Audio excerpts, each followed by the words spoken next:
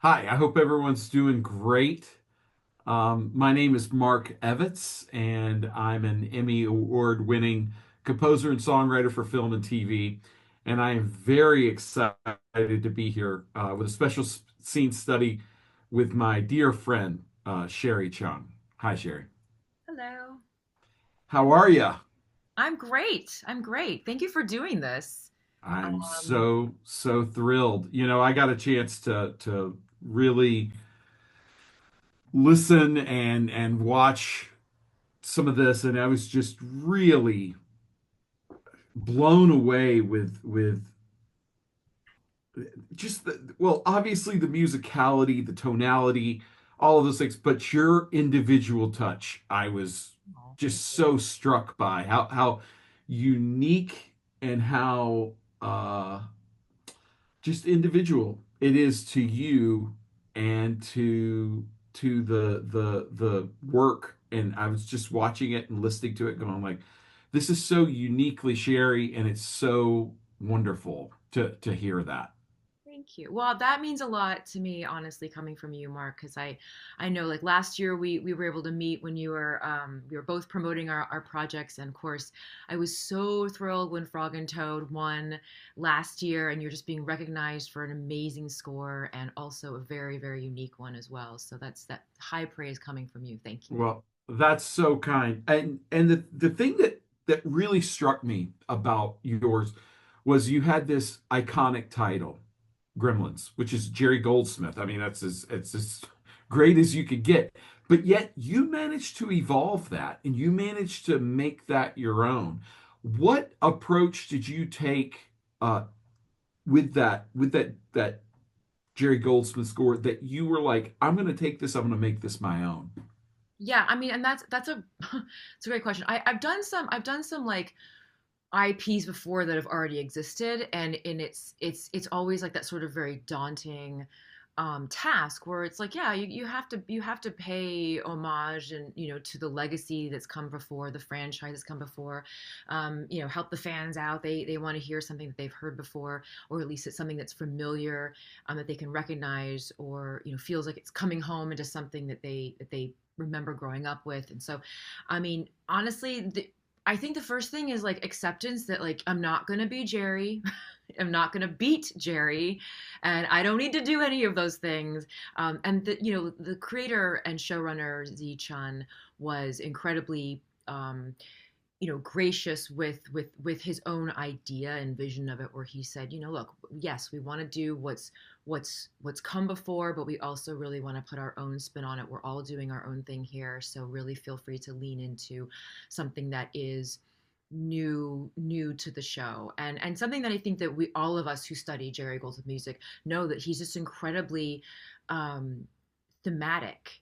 And so I think that that was one of the things that I really wanted to do, was like, okay, let's focus on themes, let's make sure that we're doing that, but also give into the hilarity of it. I mean, these Gremlins characters are joyful little and it's just like, just lean into that. That's so fun. So that was something where, okay, I'm just gonna channel that kind of artistic abandon, if you will, and go for it.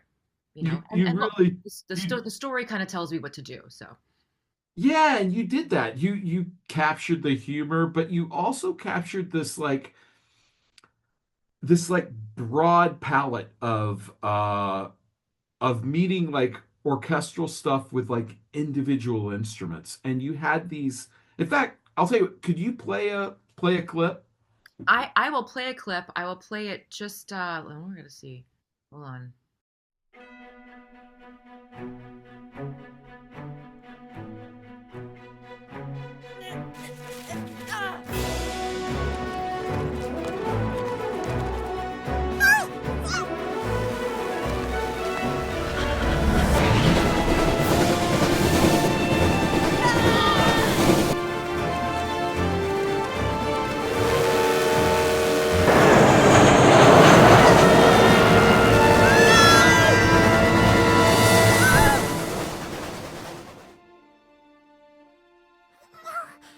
Sam.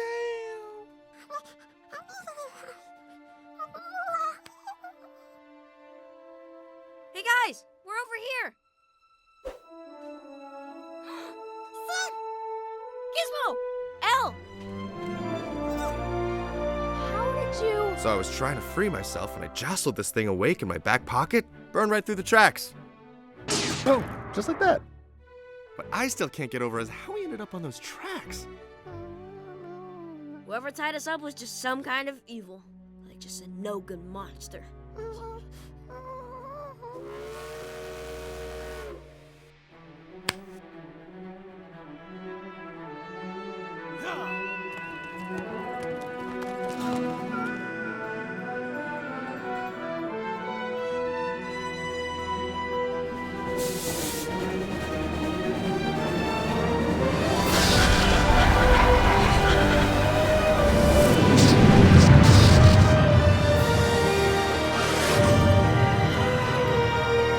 Next stop, Kung Kung and Wishes. And my mom. Sam? Mom! Dad! Oh, the family back together. I could sing. Who's running the shop? Ah! Just no good monster. What happened to your head? Not a concussion. I'll be fine. But how did this happen? Gambling den brawl? I don't like any of those words. And more importantly, who are you? Fantastic. Fantastic. Could I just say, listening to that, it's so good. You got these big themes. You got the Copeland-esque thing happening with the Western. It's so cool.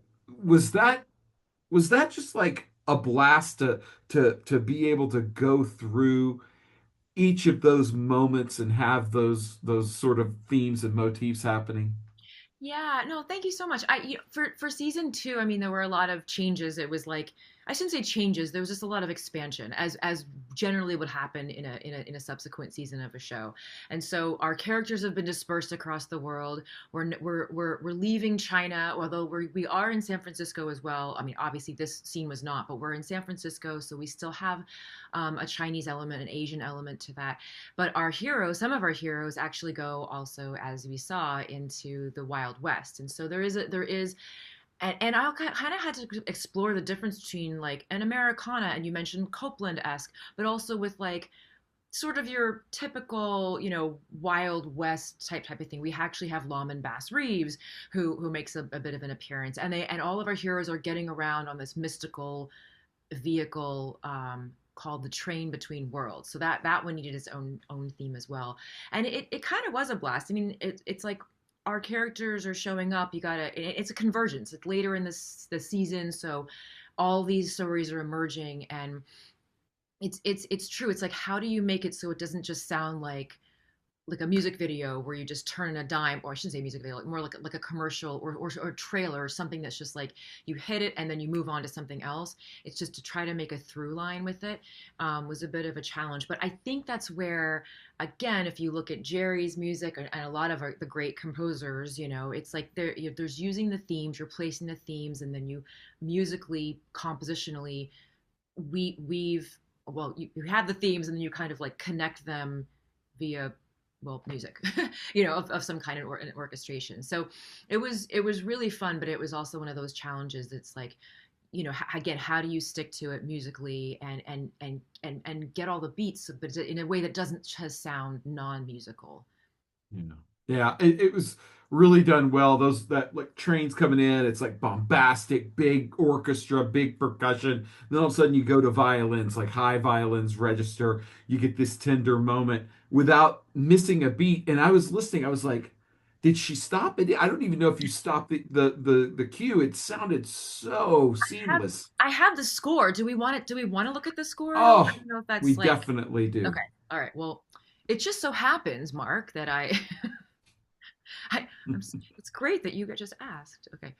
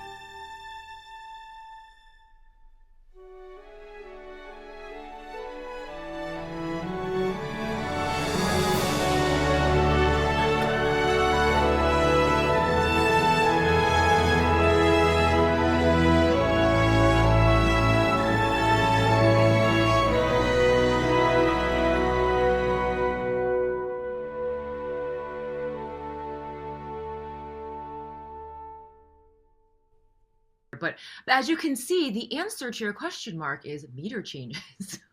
I love it.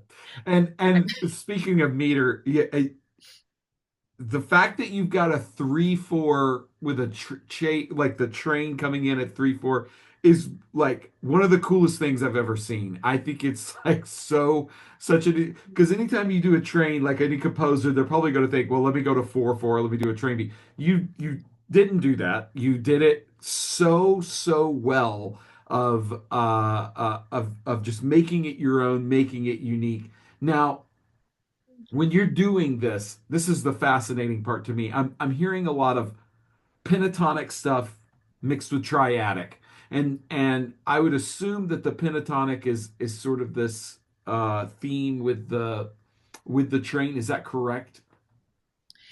Yes, I mean, sort of. I feel like, I mean, honestly, when you think about it, or when you kind of study it a little bit, it's like, you have when you have like an Asian influence pentatonic, and also like Americana is still kind of a bit of a pentatonic, so there's a bit of like a through line there, and I mean the train. I just like to blur the lines of that sonority sometimes, so it kind of worked out. It was a good pairing, I think. Yeah. And I this is a great question, and it popped up here in the chat. It says, do you compose or orchestrate this kind of music in a DAW first or notation software? That's a great question. I do it in a DAW first. A lot of that just comes from the speed at which we all know we kind of have to work. So sometimes you just gotta go directly to that. And I know, Mark, you and I have had like lengthy conversations about this too, and talking about like the 3/4 with the train. It's funny because I didn't go out, I didn't set it out to do that. Like, how could I just make this the most, different thing possible? Like, I'm not trying to reinvent the wheel all the time. It's just sometimes you're just trying to like, hang on for dear life and just like make these deadlines.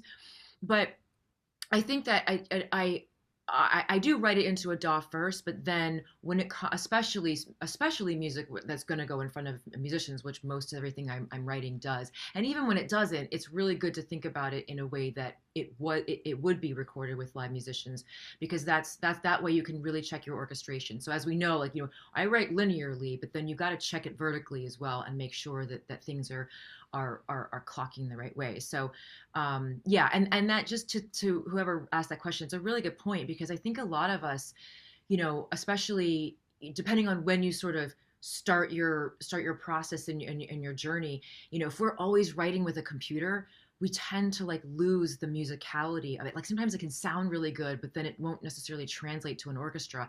And I'll tell you something, they will hear it, you will know it if it doesn't work.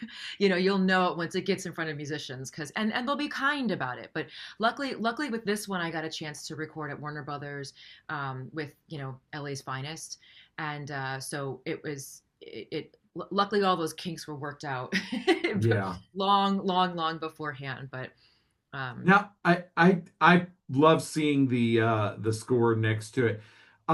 If we can, let's move on. Let's move to another clip. I'd love to see something else you've done. yeah, I'll do this one. This one has a score. This is kind of, to your point, is kind of touching upon sort of the Chinese element that you didn't really hear in that last clip. Disappointing relations do not deserve your time. When I was carved, I was part of a pair. My sister sat on the left and I on the right.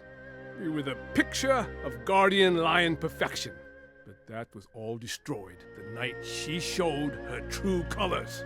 The night before we were sold to a new owner. She said she wanted to go alone, so she made sure of it. When the buyer saw my paw, he refused to take me. I was left behind, doomed to a life of back rooms while my sister got her wish. Nothing could ever justify what she did. Nothing. See, he gets it. Moving on. I gotta assume something really bad happened. See, he gets it. Moving on. You were out before that joke, and it's like such brilliant writing. I love it.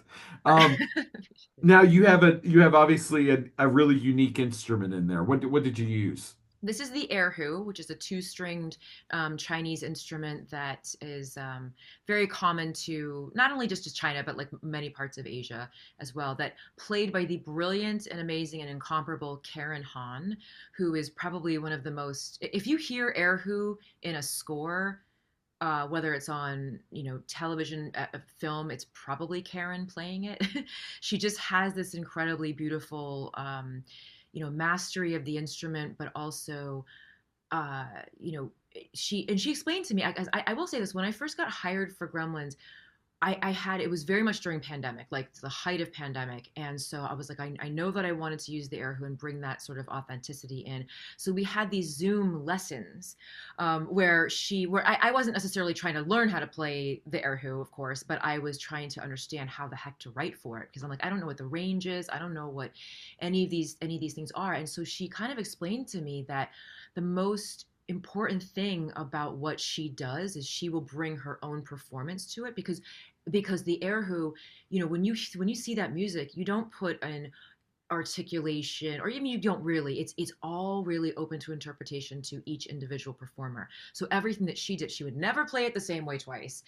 She would if you said, oh, Karen, I love what you just did on that take, she's like, I have no idea what I just did, so you'll get another take. And I'm like, and thank you, so she was really great about it. But yes, adding that kind of authenticity, I think it's not only, I mean, if I'm being honest, it's not only like, well, important because you want to be, because that's sensed and felt in the music, but also it's just like smart, it's a time saver. Like, don't go out and find the sample, don't and don't necessarily feel that you have to know exactly all of that instrument and all of that kind of music. You bring in these specialists and they'll teach it to you, and you write the melodies and they'll say, okay, this is how I would play it if I were to do it this way, or we can play it this way too. So anyway, there is a lot of that in there, and then also kind of tying it back to our Western tonality and our scales, and putting a solo violin in there that can also do the portamento and some of those bends and some of that movement as well, is a nice way to get a different texture, but also, a la erhu, and it's kind of a nice way to expand on the idea, if you will. Well, can you play it again? Do you have it, just the music by itself? I do. It's going to take me like, I didn't have this one queued up.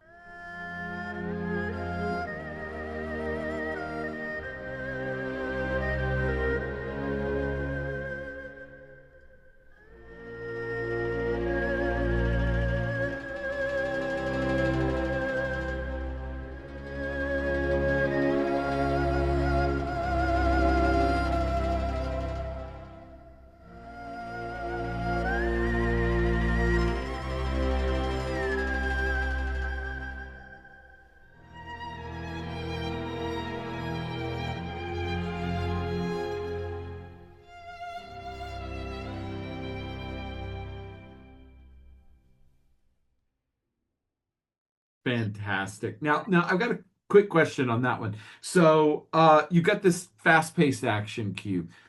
When you see this, are you getting direction from are they like, hey, we want an action cue here? Or are they pretty like pretty like the showrunner, are they pretty like direct about they want? Or do you have like some free range over that action cue?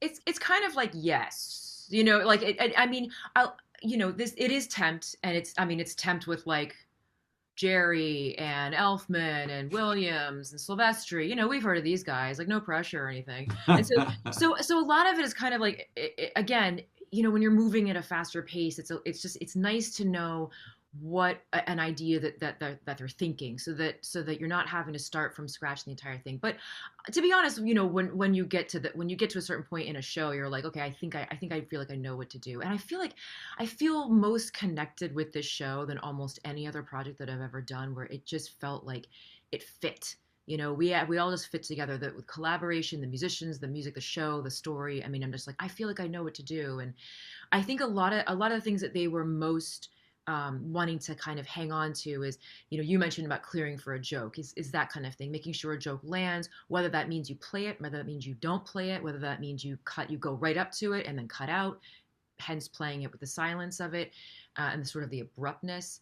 And as far as action, I mean, honestly, again, if I'm being honest, I feel like this is confessional of a composer confessionals, where it's like I just stepped all over the scene with the music. I just went free reign because I just let them tell me when it was a little bit too much. I wouldn't do that with every scene, obviously, and there's times, and it's important to exercise restraint.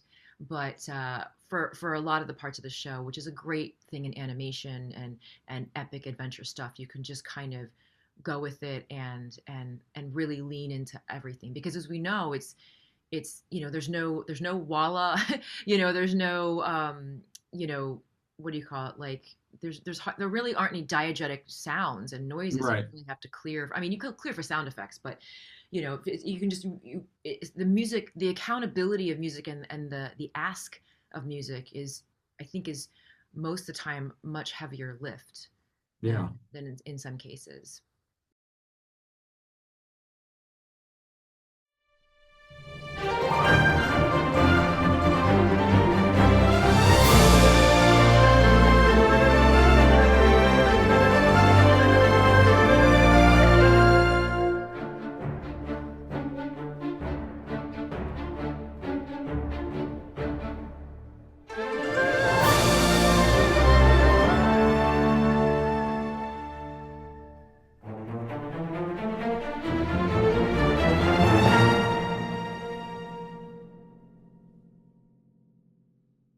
Okay, right? Yeah.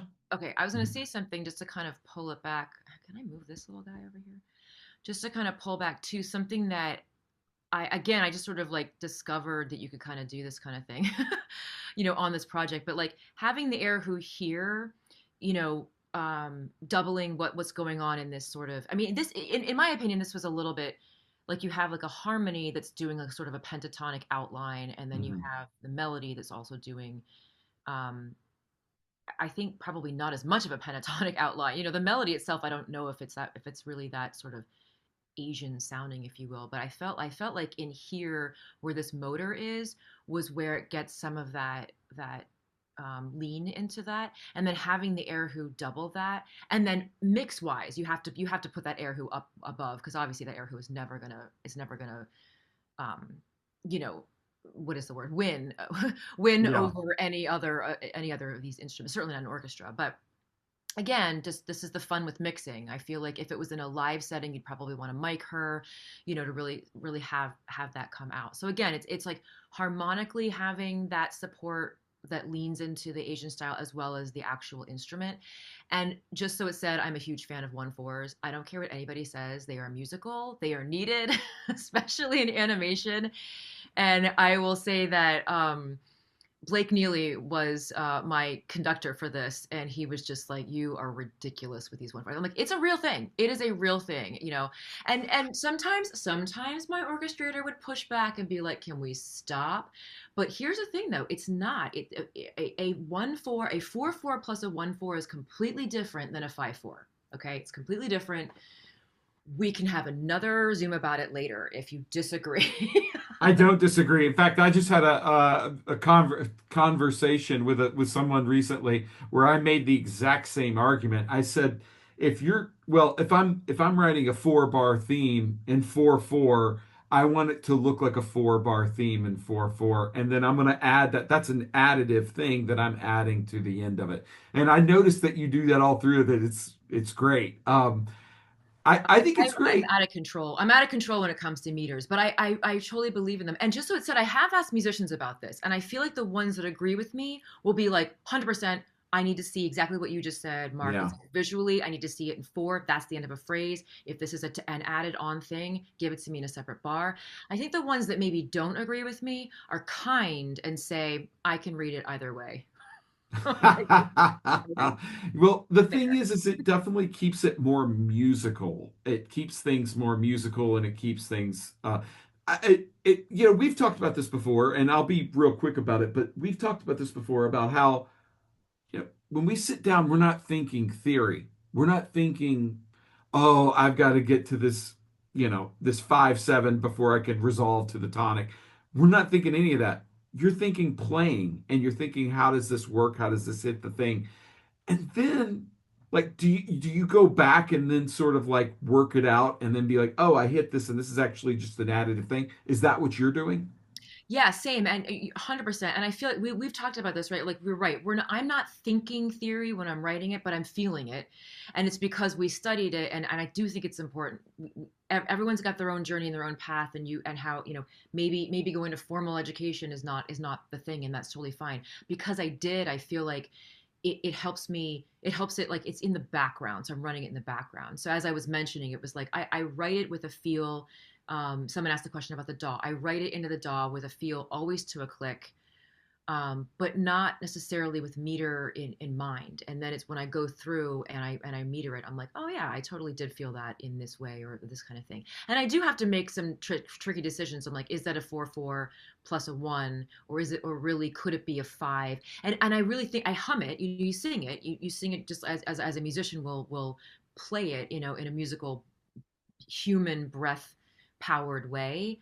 And and and sometimes I do end up with a different decision than I would have originally thought, because I'm like, no, that really is, when I sing it that way, if I'm visualizing how they're going to see it and experience it and how I want it to be heard, I feel like those are all those thoughts and considerations that go into, as you said, like metering it and demonstrating the theory of it, if you will. Yeah.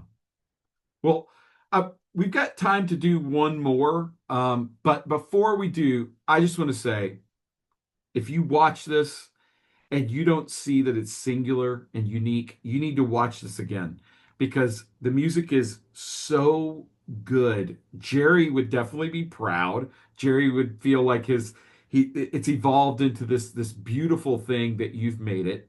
And I think that it's absolutely wonderful music.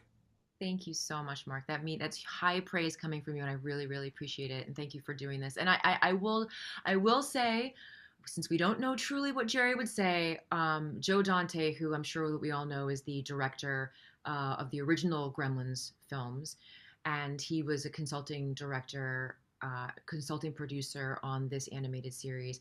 And he actually did come to a couple of the recording sessions here, on the same stage that Gremlins itself was, that Jerry had recorded the scores. And he actually said Jerry would be proud. So There you go. thank you, Jerry, for the inspiration. Thank you, Joe Dante, for obviously the creation and the inspiration of these. And also thank you to Mark and everyone who showed up. And I do have one last thing to show you. I'll show it to you just without dialogue, so you don't really know what's going on, but just be aware it's the last episode. It's mayhem. The world's coming to an end. We have to save it. All these characters are doing all these things. And again, you won't really know what's going on, but just know that a big, it's a big deal.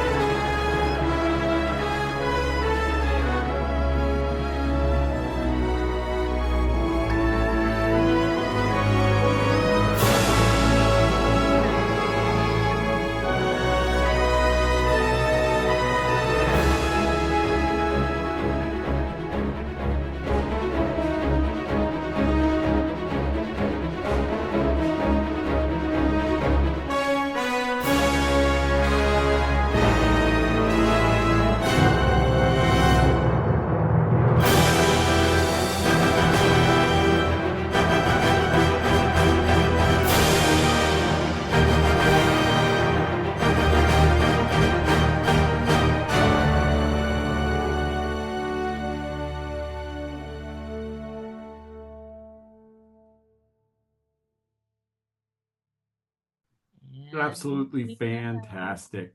thank you, thank you, thank you so much. That's what Well, thank I will say one last thing about that is that it has some all of my a lot of my favorite themes, and I say favorite themes very very humbly, just like ones that I lived with for 3 years and you know feel very you know just proud of and just you know, again everything about the show is just has been such a huge artistic fulfilling thing, and I wish for everybody who's listening, everyone who's a composer, just if you can find that show in your that project in your career that you just really connect with, I wish it for everyone because it's incredibly fulfilling and something that we're not always guaranteed, something that's a paycheck, something that's a total like life dream. It's pretty great to kind of have both, you know, wrapped up into yeah. one. So Yeah. thank you everyone for listening, and thank you so much, Mark, for doing this, and Impacts and everybody.